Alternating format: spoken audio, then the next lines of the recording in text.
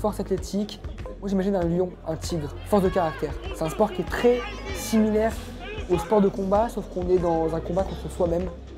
Et finalement, face à la barre, c'est nos peurs qui ressortent. Hop. Et comme ça, on est parti après avec ça là. Et bah let's go. Alors du coup, je m'appelle Malik Triolet, j'ai 21 ans et je suis champion du monde, champion d'Europe et double champion de France de powerlifting. On est peu sur Terre à pouvoir clamer « je suis le meilleur ». Malik, lui, fait partie des rares à le dire sans souci. La raison, il est recordman du monde au développé couché. Bah en fait, un record du monde, c'est comme un enfant, ça se prépare pas, ça arrive. Et en l'occurrence, un record du monde au bench, j'ai commencé à vraiment le conscientiser que quand je l'ai eu. Donc la première fois que j'ai battu un record du monde, c'était en 2021. Son record actuel, 228 kg. Et pourtant, c'était pas gagné d'avance. J'avais pas le droit de faire du sport. Le médecin m'avait interdit parce que je suis né avec un poumon mal formé et j'ai pas mal de petits soucis de santé de base. Et puis finalement, j'ai un peu fait dans son dos. J'ai commencé la muscu à 11 ans et demi et puis au bout de 6 mois, j'ai commencé le powerlifting. Le powerlifting, c'est un sport de force déjà, c'est le premier truc à savoir. C'est un sport où on cherche vraiment à exprimer au maximum sa force. Donc on a 3 mouvements, on a le squat, on a le développé couché, on a le soulevé de terre. Le squat en fait c'est une flexion de jambes, on a une descente à avoir, donc une amplitude à avoir. C'est pas juste un quart de squat, un tout petit squat, une toute petite flexion, c'est quand même un squat assez complet. Le bench pareil, on a une descente à avoir, c'est posé sur un banc, développé couché, on est allongé, on descend jusqu'à la poitrine, on remonte jusqu'à verrouiller complètement les bras.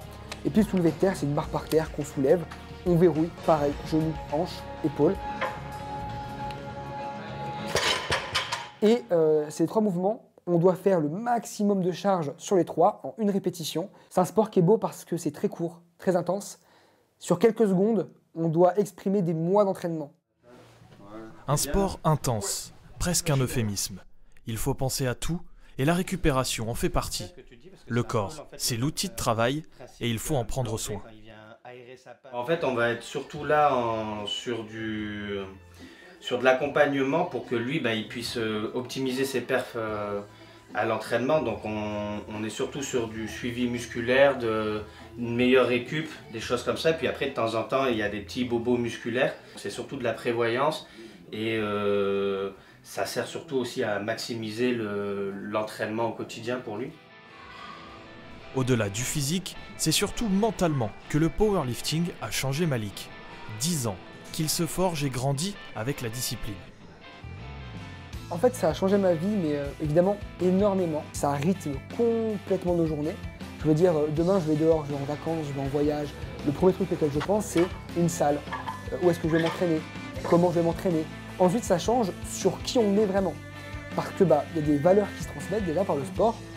Par exemple, le fait de jamais abandonner. Moi, j'ai vécu beaucoup d'échecs sportifs.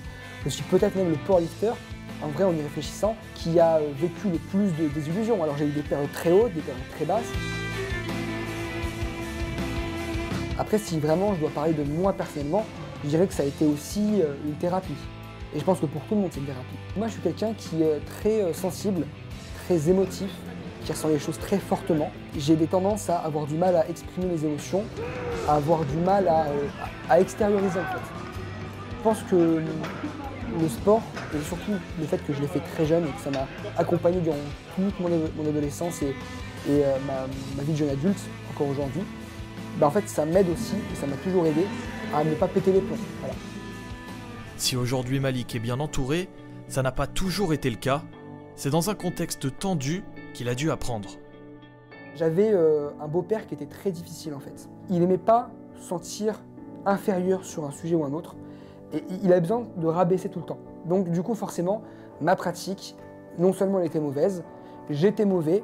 Tous les clichés qu'on peut entendre du meilleur au pire étaient sortis de sa bouche. Donc évidemment, les protéines, le dopage, tout ça. C'est un sport de con, il ne faut pas avoir d'intelligence, voilà. Tout était sorti. En revanche, une seule personne a toujours été là. Y a toujours cru, sa maman, sa fan numéro 1. Ma mère, pour le coup, elle a toujours été là pour moi. Elle a toujours été bienveillante et il a toujours cru. Et c'est important pour moi de le dire, c'est que ma mère, c'est la lumière dans la nuit, dans le sens où quand ça allait pas bien, je pensais à elle. Et même encore aujourd'hui, quand je vais bien, je pensais à elle. Toutes ces épreuves ont fait ce qu'il est aujourd'hui, champion du monde, d'Europe et récemment à nouveau champion de France. Dans le pays, il n'a aucune concurrence.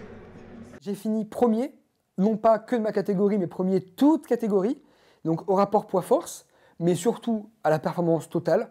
J'ai battu des nouveaux records, notamment un record du monde officieux au bench et également record de France au total. Donc j'ai fait 840,5, ce qui est, pour être précis, 297,5 kg au squat, 228 au bench et 315 au soulevé de terre. Pour Malik, la suite est simple. D'abord se reposer avant de repartir à la conquête du monde. L'objectif, rajouter des records mondiaux à son palmarès déjà bien étoffé.